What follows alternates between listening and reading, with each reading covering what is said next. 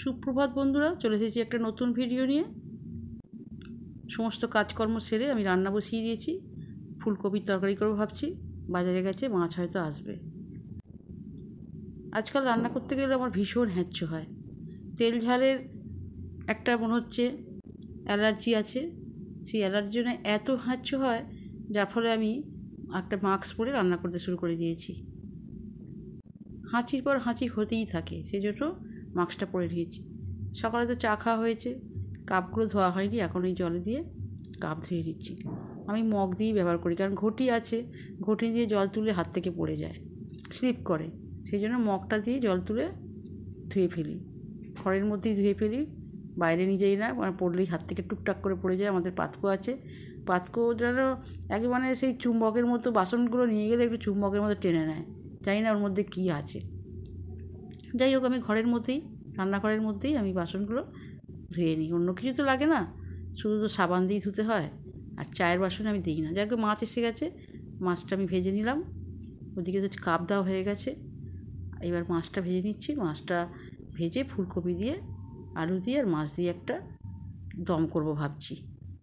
যাক, দম হয়ে গেছে, দম হচ্ছে আর কি। এইবার আমি আবার লাল শাক এসেছে, কখন যে করব, কিন্তু করতেই হবে। শাক একটা ডেলি আমরা পাতে রাখি। লাল শাক ভাজা, করলা ভাজা হয়ে গেছে, আর মাছের তরকারি। এখন খাবার নিয়ে বসে পড়েছি। এই যে আমার ভাত বেড়ে ফেলেছি। খাওয়া দাওয়ার শেষে তো এগুলো করতেই হয়। বসে পড়েছি একগোছা বাসন নিয়ে, বাসনগুলো মেজে ফেলছি। এবার ভাবছি এরপর কি কাজ আছে।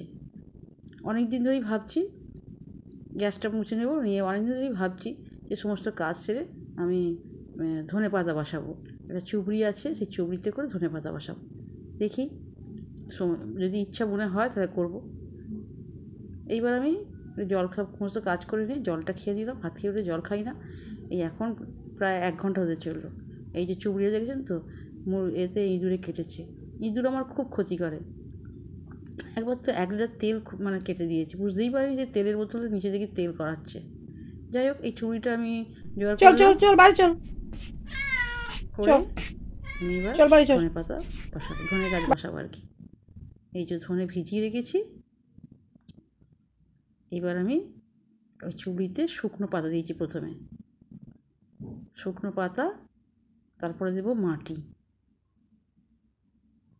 এই শুকনো পাতা, মাটি, এবার আনাজের যে খোসা যেগুলো হয়েছে সেইগুলো এর উপর চাপিয়ে দেবো, আবার মাটি দেব। এইভাবে আমি একটা বেড তৈরি করব।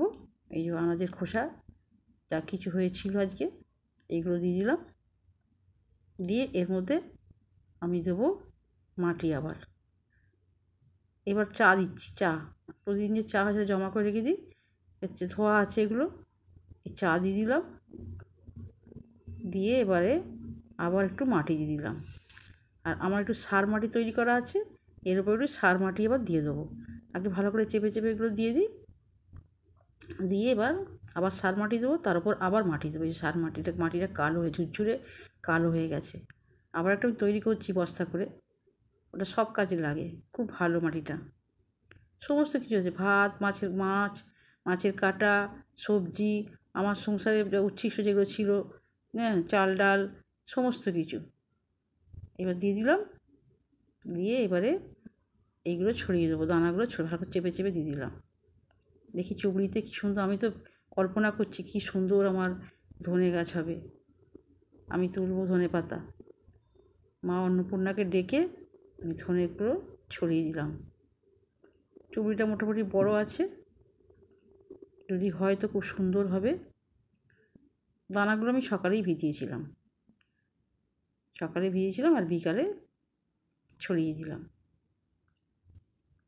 একটু ঘন করে যদি হয় খুব ভালো, দেখতে খুব সুন্দর হবে। যদি গাছ বেরোয়, তো খুব অত্যাচার এখানে আছে। এখানে শামুক আছে, পাখিগুলো, পান পায়রাগুলো এসে খায়, ছাতারে পাখিগুলো এসে খায়, আমাকে লক্ষ্য রাখতে হবে। ওই জন্যই চুবড়িতে বসালাম, তুলে তুলে আমি সরিয়ে রাখতে পারবো। ছড়িয়ে দিয়েছি, জল দিয়ে দিয়েছি, আর একটু জল দেবো। দিয়ে আমি আজকে ধনে বপন করলাম, ছোট্ট চুবড়ি করে ধনে বপন করলাম আমার সংসারের জন্য। এই ধনে পাতা ভীষণ টেস্টি হবে, এত টেস্টি হবে মানে বলার মতো নয়। বাজার থেকে ধনে পাতা নিয়ে আসে গন্ধই পাই না। এই আমাকে ছাড়বে না, এই এত ভালোবাসে, যতক্ষণ আমি বাইরে থাকবো ততক্ষণ আমার কাছে থাকবে। এই কুচাই না আমাকে ভীষণ ভালো, এর নাম দিয়েছি আমি কুচাই। তাহলে ভিডিওটা আমি এখানেই শেষ করছি, বেশি বাড়ালাম না। টাটা।